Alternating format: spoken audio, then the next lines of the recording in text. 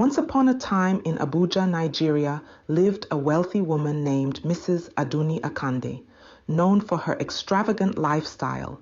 She was equally infamous for her strict, often cruel treatment of her domestic staff.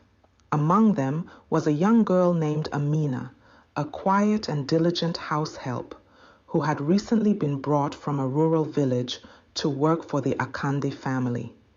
Amina was a slender girl of 16 with deep, expressive eyes that hinted at a story untold.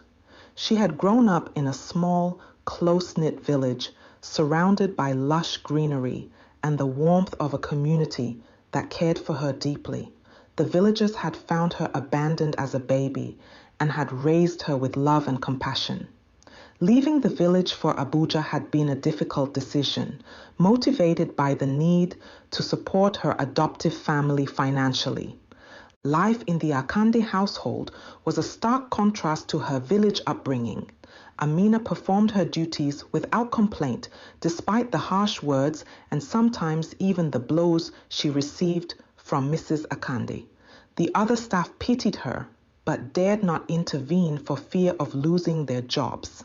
Amina missed the simplicity and kindness of her village life, often finding solace in her childhood memories. She remembered the mornings filled with the melodious calls of birds, the scent of fresh earth after the rains, and the laughter of children playing by the river. Her adoptive family, though poor, had provided her with a sense of belonging and security. Her adoptive mother, Mama Nkechi, was a kind woman who taught Amina the value of hard work and kindness. The village elders, with their stories and wisdom, had been an integral part of her upbringing. In Abuja, Amina's days were filled with relentless chores in the grand Akande mansion. The house, though luxurious, felt cold and impersonal. She scrubbed floors, polished silver, and tended to the garden, all under the watchful and often critical eye of Mrs. Akande. The other staff members, sensing her distress, showed their support in small ways: a comforting pat on the back, a shared meal, a whispered word of encouragement. These gestures, though small, gave Amina the strength to face each day. One day, as Amina was scrubbing the floors of the grand mansion, she overheard a conversation between Mrs. Akande and a visiting friend, Mrs. Ireti. They were talking about Mrs. Akande's past, a topic rarely discussed. "Do you ever think about that child you left in the bush all those years ago?" Mrs. Ireti asked casually. Mrs. Akande's face hardened. "No, I don't. That was a mistake. A product of youthful recklessness. It's better that way. I have my children now, and I don't need to dwell on the past." Amina's heart skipped a beat. She had always known she was adopted by the villagers who found her, but she had never known the circumstances of her abandonment. Could it be that Mrs. Akande, the very woman who mistreated her daily, was her mother? As days passed, Amina couldn't shake off the thought. She began to piece together snippets of conversations and subtle clues. She recalled times when Mrs. Akande seemed particularly harsh towards her, wondering if there was an unconscious recognition. The more she discovered, the more convinced she became that Mrs. Akande was indeed her biological mother. Despite her suspicions, Amina continued her duties with diligence. The other staff members, sensing her distress, showed their support in small ways. The cook, Bisi, often slipped her extra food. The gardener, Musa, shared stories to lighten her mood. These small acts of kindness created a bond among the staff and gave Amina the strength to confront her suspicions. One evening, a storm raged outside and the power went out.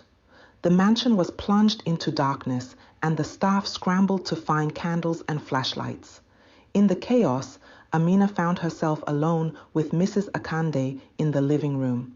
The dim candlelight cast eerie shadows on the walls, creating an atmosphere ripe for revelations.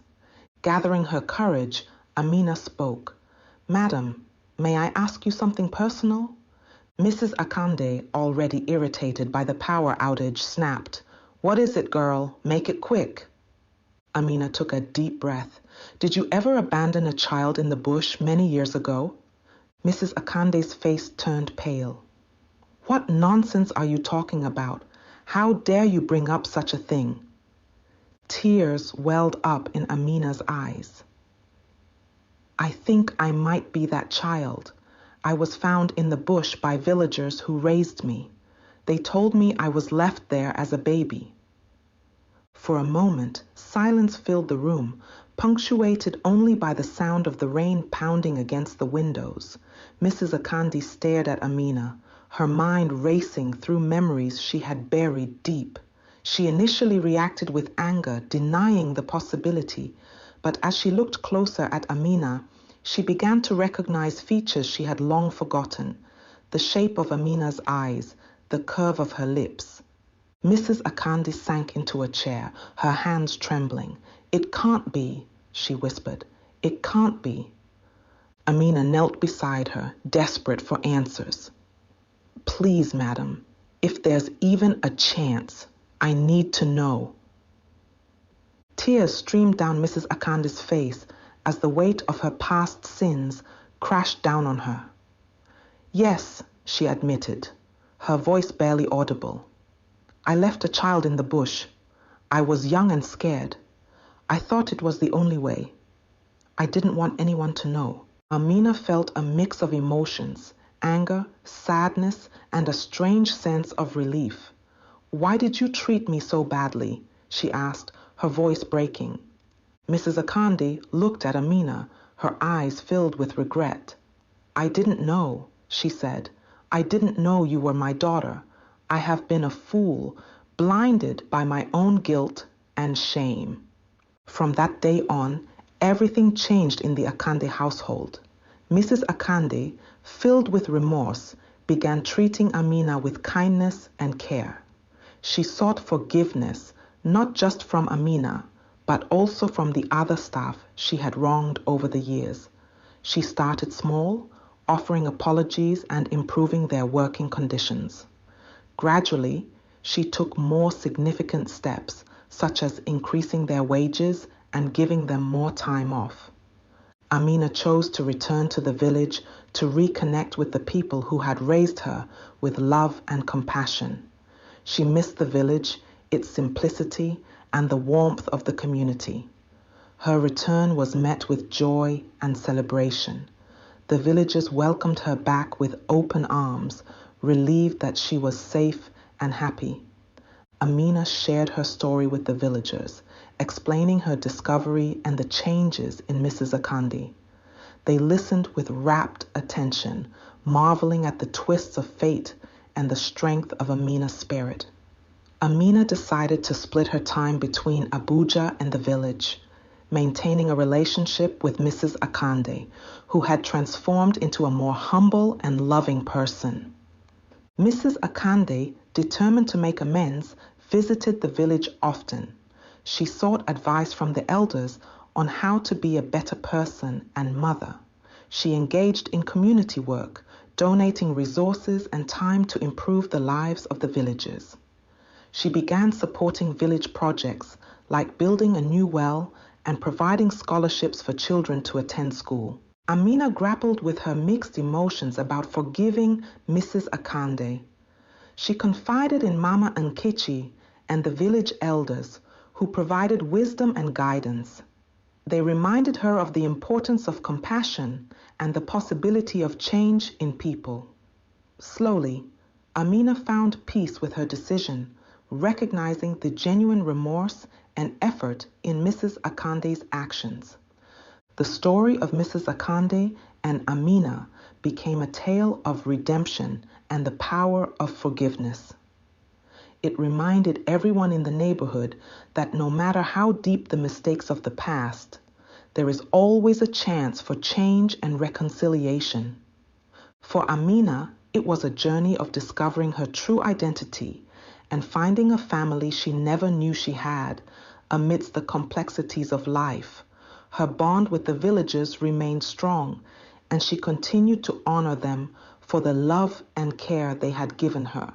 The Akande household, once a place of tension and cruelty, became a symbol of transformation and hope. The staff found new respect and appreciation, and Mrs. Akande's efforts to mend her ways inspired others to seek forgiveness and change.